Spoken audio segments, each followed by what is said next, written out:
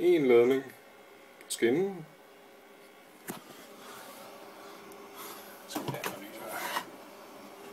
Den kører herned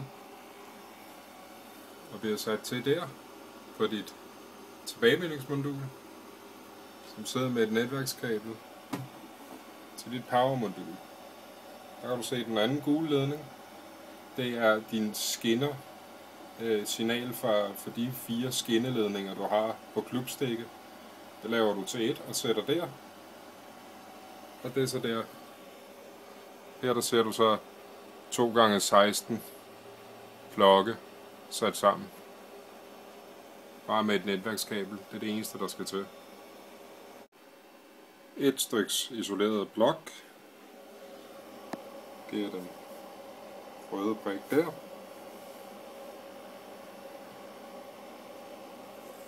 Et lokomotiv ind. Bum. Rød prik lyser. Lokomotiv ud. Prik forsvinder.